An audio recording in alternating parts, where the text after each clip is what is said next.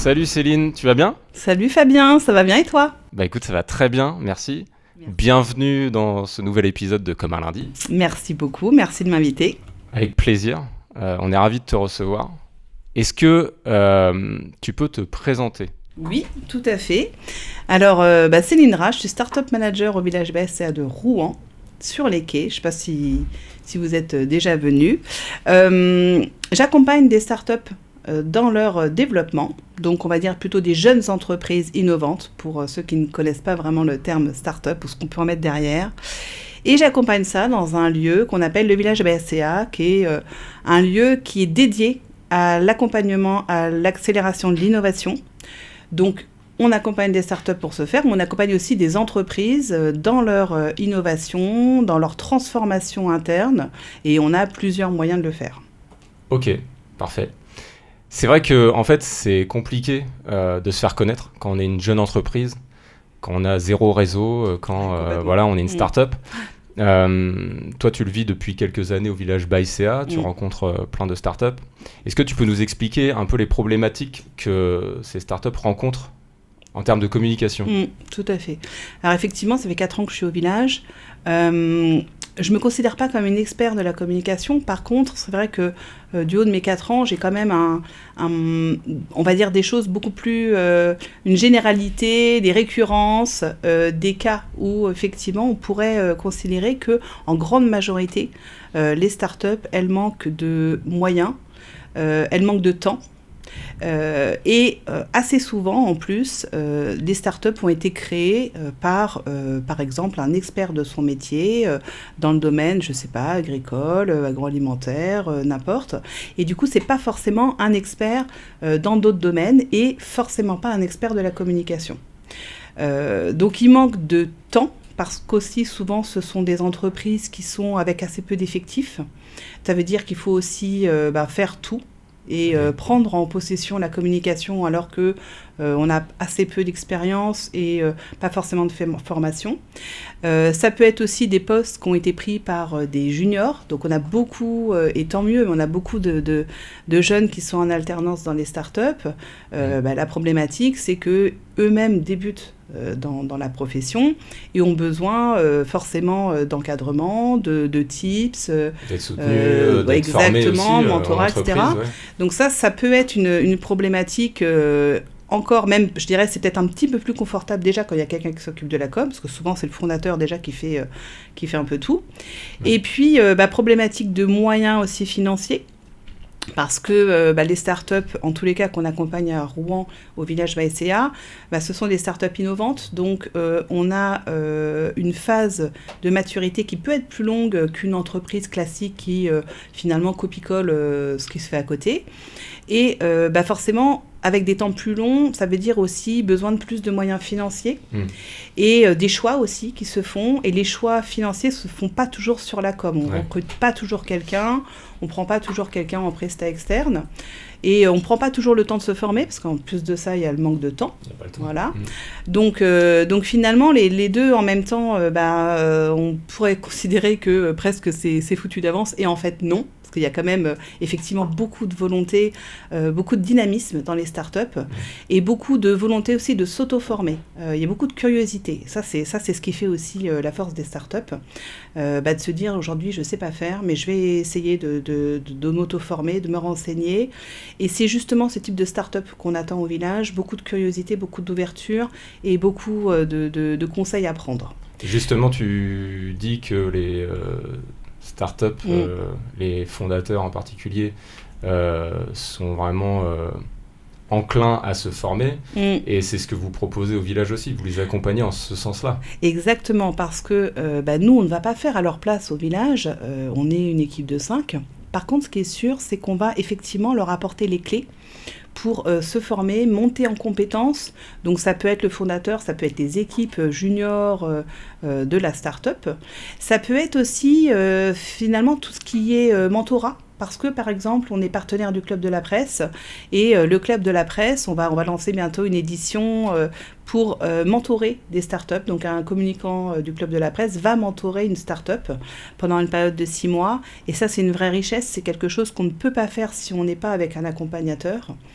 Et puis après, c'est aussi beaucoup de retours d'expérience, parce que le fait d'être au village, c'est un endroit où on a énormément de personnes qui viennent, riches en expérience, d'univers différents. Je pense par exemple aux alumni. Mais carrément, complètement. Ça, c'est hyper riche pour les jeunes entreprises, Tout à fait.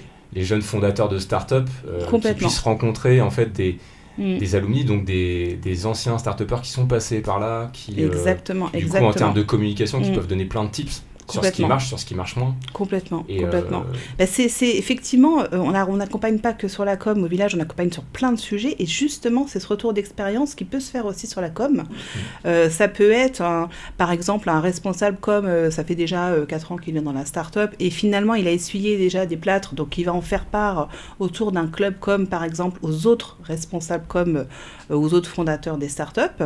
Et puis, ces alumni, en fait, alors on appelle ça des alumni parce que après la période d'accompagnement au village, on continue de les suivre, mais ils sont plus réellement accélérés par le village, parce qu'on a un contrat de 2 ans, et donc ils sont dans la catégorie alumni.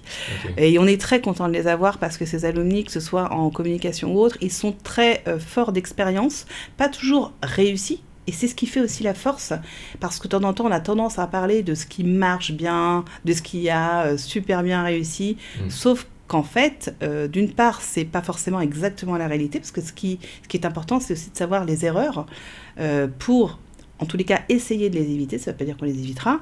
Et ce retour d'expérience, je trouve qu'il est justement honnête et authentique entre fondateurs. Et même dans chaque réussite, de toute façon, il y a forcément des passes. Surtout dans une start-up, complètement. Même les start-up qui réussissent, il y a forcément des passes de difficultés, d'échecs, de remise en question, etc. Complètement. Effectivement, même de mon parcours, je peux même étendre un peu plus, c'est-à-dire que dans toutes les entreprises, il y a des moments où on essaye quelque chose et on se trompe. Le problème des grosses entreprises, c'est que le moment où on s'en rend compte, le moment où on essaye et où on s'en rend compte peut être très long. Alors que dans les startups, évidemment, ils sont peu nombreux, ils sont assez dynamiques, ils savent qu'ils n'ont pas le droit de perdre de temps. Ça, c'est la plus grande richesse, le temps. Et du coup, finalement, rapidement, ils essayent de changer la stratégie, si en tous les cas ils en ont établi une, parce qu'ils n'en ont pas toujours établi, c'est souvent du feeling, et donc du coup là-dessus ils pilotent assez rapidement leur com, et d'où l'intérêt de faire ces échanges avec d'autres fondateurs, d'autres dirigeants, parce que c'est pas que les fondateurs, ça peut être aussi des dirigeants d'entreprise. On est accompagné par 50 partenaires au village, et dans ces partenaires, ce sont les entreprises classiques, il y a des experts de la com, et ce qu'il y a de bien, c'est justement de mélanger les expériences de tout le monde, les expériences corporate et les expériences en start-up, parce que les uns inspirent les autres. Donc on fait ça au village, on fait un club com 3 fois par an, où on réunit justement les experts de la com dans nos entreprises partenaires. Et puis, on les met à disposition, donc il y en a environ une dizaine, on les met à disposition pour essayer de résoudre une problématique start-up. Donc, on l'a fait la dernière fois pour une start-up, c'était génial parce qu'en fait, la start-up nous fait part de sa problématique en termes de com, et autour, on a quand même une dizaine de personnes qui sont expérimentées, donc c'est leur quotidien, et justement qui vont essayer de donner des pistes de réflexion. Alors, on ne va pas forcément les résoudre comme ça en 1 heure, en 1 heure et demie, mais on va donner des pistes de réflexion, dénouer des nœuds, pour justement entrevoir d'autres pistes à la start-up. Et ça, c'est ce qu'on fait régulièrement sur la com. On le fait aussi sur d'autres sujets, justement. T'as un exemple, justement, tu parles de la start-up qui... Ouais, exactement. La dernière fois, on a eu la chance d'avoir Romain Gentilella de Infinici. Ouais. Et c'est génial parce que d'un côté, il y a une vraie volonté d'aider de la part, justement, de ces communicants d'entreprise. Et de l'autre côté, il y a une vraie volonté de s'inspirer, justement, de ces communicants de la part de la start-up. Donc, Romain était là. Effectivement, Romain, de base, n'est pas forcément un expert de la communication. Lui, il a plein d'autres expertises, mais pas forcément celle-ci de base. Pourtant, Il le fait en fait très régulièrement. Puisqu'on le voit partout, Romain, enfin, j'imagine que vous le connaissez. Et donc, du coup, Romain, il nous a fait part de sa volonté de structurer et finalement de mettre en place un vrai plan com, en fait, une stratégie com, ce qu'il ne sait pas faire de base. Et justement, les experts qui étaient autour de la table l'ont aidé avec des tips. Alors, en 1 heure, on ne va pas faire le plan, mais des tips, des récurrences, peut-être même eux-mêmes leur retour d'expérience sur le sujet, pour qu'ils puissent repartir avec quelque chose qui soit plus clair, en tous les cas, qu'à l'arrivée. Ah, super intéressant. Ouais, c'était super. Ouais. Autre problématique aussi, on sait que dans beaucoup de startups, c'est compliqué de communiquer sur des solutions innovantes, des produits innovants. Tout à fait. Comment elles font ? Alors, comment elles font ? Déjà, c'est en fait plus compliqué parce que c'est plus long. C'est-à-dire que les solutions innovantes, elles répondent à un besoin clairement, ce qu'on appelle un pain point. Pour autant, c'est pas forcément facile déjà de faire prendre conscience à sa cible qu'elle a cette problématique-là. Parce qu'il y a des habitudes qui se sont faites. Aujourd'hui, ça remplace toujours une solution qui existe. C'est une solution pas pratique. Souvent, il y a plusieurs outils. Il y a de la difficulté, il y a de la souffrance. Donc, en fait, ce sont les solutions qui vont pouvoir répondre à cette problématique-là. Sauf qu'il faut qu'il y ait une prise de conscience de la part de la cible. Donc, il y a déjà un travail, en fait, de pourquoi il a fait cette solution-là, et on commence finalement par l'essentiel, c'est-à-dire start with why, pourquoi on a fait cette solution-là. Et puis ensuite, il y a aussi en quoi ma solution y répond. Donc effectivement, il faut d'abord commencer par le pourquoi, et ensuite y répondre avec la solution. Et donc, il y a un travail assez long, parce que de temps en temps, même si on a une solution qui répond à un vrai pourquoi, eh bien, la cible n'est pas forcément mature et n'est pas forcément prête à accepter cette nouvelle solution.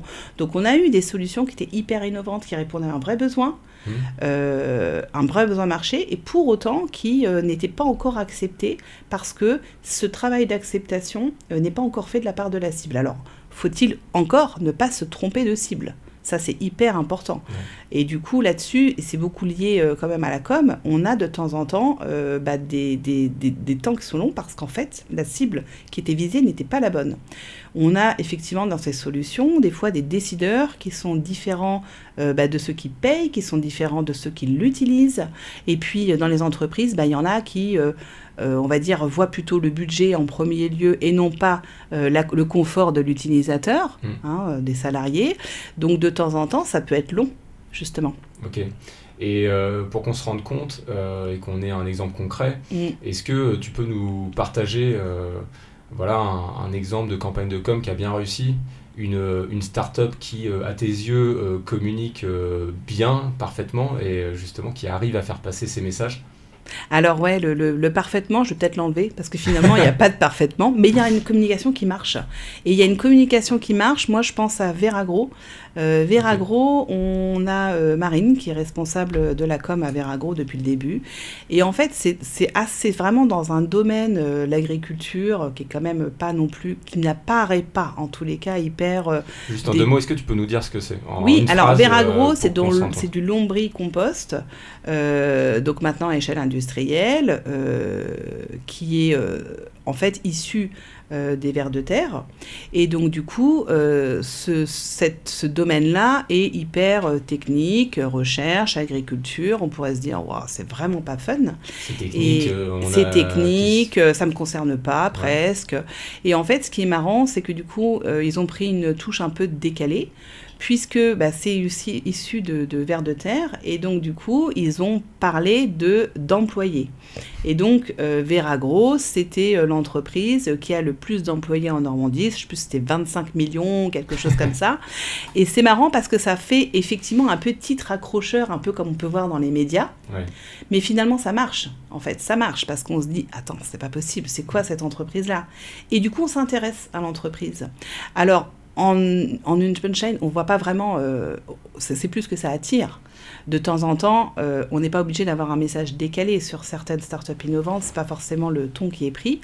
Mais pour autant, le message s'il n'est pas décalé, en tous les cas, doit être clair. Et ça, c'est aussi une problématique des fois des startups innovantes, c'est qu'en fait, à la base, on a un chercheur, etc. Et le message, il est très technique, parce en fait, dans leur tête, ils s'adressent à des experts, sauf qu'entre deux, personne ne comprend rien. Il faut savoir vulgariser, en fait. Exactement, il faut savoir vulgariser, il faut savoir parler à un enfant de 7 ans en une phrase. Quelle est votre proposition de valeur ? Et ça, c'est un travail qu'on fait aussi au village parce que souvent, quand ils arrivent, ils ont déjà parlé à leurs premiers clients, c'est sûr, en termes de maturité, on y est. Sauf que leurs premiers clients, d'abord, ils sont experts, mais après, il va falloir travailler la communication. Et la communication, il faut qu'elle soit claire. Il faut qu'elle soit aussi claire sur le positionnement par rapport aux concurrents ou par rapport justement à son marché. Et ça, c'est quelque chose, ça fait partie aussi des difficultés, effectivement, des startups innovantes qu'on retrouve régulièrement. Et justement, pour rebondir à ce que tu dis, les choses à éviter, c'est quoi ? Les choses à éviter, ça va être tout ce qui est, je trouve, technique. Parce que même moi, quand je connais la start-up, que je sais ce qu'ils font, quand je vois une com sur des choses techniques, franchement, limite, ça donne pas envie. Des fois, c'est trop compliqué. C'est pas forcément ce qu'on attend en tous les cas sur de la com, y compris sur les réseaux sociaux. Sur les réseaux sociaux, il y en a qui font des coms hyper techniques. Franchement, ça marchera pas. En tout cas, la probabilité elle est moins importante. Donc, beaucoup de vulgarisation. Évidemment, ça dépend un peu du réseau social, mais une régularité, clairement, on le sait très bien. Enfin, sur LinkedIn, il n'y a que la régularité qui va payer aussi pour faire marcher l'algo. Donc là, ça veut dire qu'il faut qu'ils se structurent en tous les cas un plan com, il faut qu'ils se le mettent dans l'agenda, il faut qu'ils s'organisent, puisqu'en plus, ils ont une problématique de temps. Donc, ça veut dire que ça passera toujours après. Donc, s'ils le font une fois de temps en temps, ou alors ils se disent, bon, là, cette semaine, j'en fais 5, puis après, j'en fais pas pendant 2 mois, en fait, ça marche moins bien. Ça veut pas dire que ça marche pas, mais ça marche moins bien. Donc, il faut optimiser son temps et aller à l'essentiel, être hyper efficace. Ouais, complètement. Régulier, vulgariser. Et puis, s'adresser à la bonne cible aussi, encore une fois, parce que c'est vrai que souvent, il y a des erreurs par rapport à ça, mais nous-mêmes, on la voit pas forcément tout de suite. Et t'insistes là-dessus, parce que, en fait, t'as remarqué plusieurs fois, souvent, régulièrement, que en fait, certaines startups ne s'adressent pas forcément à la bonne cible et du coup, le message est beaucoup moins impactant. C'est ça. C'est-à-dire qu'en fait, ce qui est le plus, en tout cas, inefficace, c'est l'inadéquation entre le message envoyé et la cible. Et par exemple, le canal utilisé. Tu vois, de temps en temps, peut-être que de faire justement un blog avec des choses techniques, ça marche. Si on envoie, je sais pas, une newsletter à ces experts techniques, pourquoi pas, éventuellement. Mais c'est plutôt cette inadéquation entre le canal utilisé, le message envoyé et la cible au moment où justement on envoie ce message, quoi. Un message, un canal, une cible, on va à l'essentiel. Exactement. Surtout quand on n'a pas de temps. Vaut mieux se concentrer, finalement, c'est plus ne pas s'éparpiller. Exactement. Alors, encore une fois, c'est facile à dire. Et je sais très bien que c'est pas facile à faire. Surtout que dans la pratique, on a du mal à se focaliser sur... et à se concentrer peut-être, ou à même prendre du recul, en fait. Prendre du recul, c'est ce qu'on fait au village. C'est ce que moi, je fais avec des rendez-vous réguliers avec eux. En fait, on prend du recul à ces moments, peut-être 1 heure, 2 heures, tous les mois, tous les 2 mois, ça dépend de la fréquence qu'ils souhaitent. Et à ce moment-là, on prend du recul. Et ça peut être aussi du recul sur la communication. Est-ce qu'on y est ? Est-ce qu'on n'est pas en train de dépenser de l'énergie pour rien ? Aussi. Ou est-ce que justement on n'en dépense pas assez ? Ça dépend de ses objectifs en fait. Justement, je vais terminer par ça, c'est vous au village, même si tu en as parlé un petit peu en début de podcast, mais de cet épisode, mais comment vous les accompagnez ? Les startups, comment vous les aidez à booster leur com, justement ? Tout à fait. Donc, nous, on les aide à booster leur com, déjà par la montée en compétences, déjà en interne, et l'accompagnement des personnes qui sont dans la boîte. Ça peut être le fondateur, ça peut être l'alternant, ça peut être le responsable com, via des formations. Ça peut être effectivement des ateliers qui sont mis en place par nos experts. Alors, c'est pas moi qui l'anime, c'est un expert de la com, de notre écosystème, qui va venir justement finalement monter en compétences. Ça peut être, on a déjà fait le SEO, le SIA, on a fait les pitchs, parce que la communication, c'est aussi le pitch. la préparation dans les salons aussi, toutes ces choses-là. Et où on a fait quelque chose aussi dans les relations presse, parce que finalement, la communication, c'est plein de choses, en fait. Donc, les ateliers, mais aussi du challenge. C'est-à-dire qu'en fait, ça peut être aussi, par exemple, des rendez-vous où on challenge le pitch, où on challenge le pitch deck aussi, parce que ça, c'est de la communication aussi. Donc ça, ce sont des rendez-vous de challenge avec des experts aussi. Donc nous, on est autour de la table parce que ça fait partie effectivement on a aussi justement des manières de voir les choses qui peuvent être différentes. Et puis le mentorat, ce qu'on va faire avec le Club de la Presse, ce qu'on a fait aussi avec nos partenaires. Nos partenaires ont mentoré effectivement des startups et ça dépend un peu de leur sujet. Ça peut être un sujet com avec un responsable com dans une entreprise qui va mentorer justement pendant un temps déterminé la startup sur sa com par exemple. Ok, parfait. Bah écoute, merci beaucoup Céline. Merci. Merci d'être venue nous voir, nous avoir partagé. Je vais juste faire un petit rajout si ça te dérange pas. C'est qu'on va commencer un appel à candidature justement, parce qu'en fait les startups elles rentrent chez nous comment ? Par appel à candidature. Okay. Et on va en commencer un de mi-janvier à mi-février. Et vraiment on serait hyper content d'accompagner le plus possible de jeunes entreprises. Je ne vais pas parler de start-up parce que finalement tout le monde ne se ressemble pas avec une start-up. Une jeune entreprise, okay. Porteuse d'innovation ou en tous les cas d'une différenciation qui finalement vous amènerait pourquoi le client vous choisirait vous.